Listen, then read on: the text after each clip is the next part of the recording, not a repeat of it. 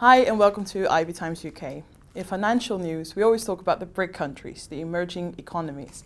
But I'm here today with Nils Hammar to talk about the emerging economies of tomorrow. Thank you so much for being here. Thank you. We're going to talk about e-commerce in countries such as Ghana, Nigeria, Sri Lanka and Bangladesh. What are the opportunities for e-commerce and these kinds of companies in those economies? Well, the opportunity is big. There are very few e-commerce companies in these markets at all. If you look at most startups from Europe, they don't focus on these kind of emerging markets. So, and that's one of the reasons why we are there, because it's pretty empty when it comes to competition.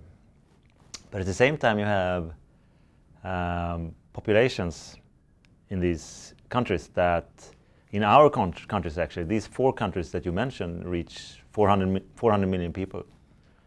And even though those markets are poor and internet penetration is low, you see a fast transformation of the countries, and they mature and get more and more attractive for every year. You say they are sort of the new emerging economies, and how do you think these startups can exploit those opportunities there?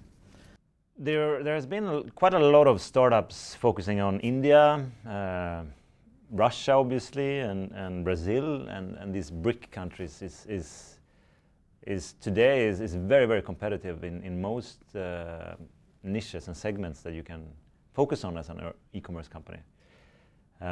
So Saltside's strategy is to go one step ahead and look at the countries that we think is going to be interesting, really interesting from a monetization perspective in a couple of years.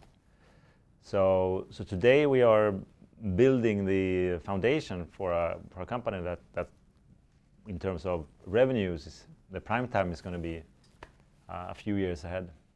Obviously now, like you said, these countries are still growing, are still going to emerge. What are the biggest challenges for e-commerce startups there? If you think about a country like take Bangladesh, for example, where we are active, you lack kind of the basic infrastructure that is necessary for e-commerce. So it's hard to find reliable deliveries. It's hard to find really good payment providers. So a lot of the basic foundation for e-commerce that we take for granted in the UK, for example, doesn't really exist. So our job is a little bit to build the infrastructure that will allow e-commerce to really take off.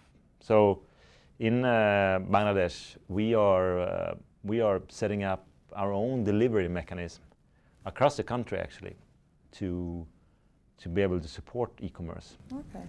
We've also said that by building trust in online e-commerce, we can tackle issues like fraud and lack of delivery infrastructure. Can you expand a bit more on the fraud side of that? Think about the UK, for example.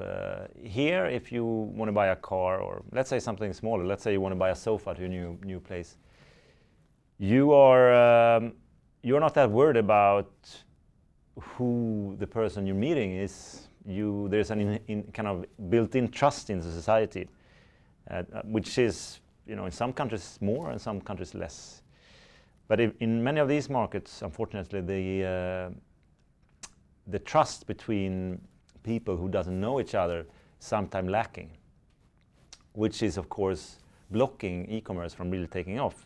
Or rather, as you say, classifieds, which is where you buy and sell secondhand stuff really from each other.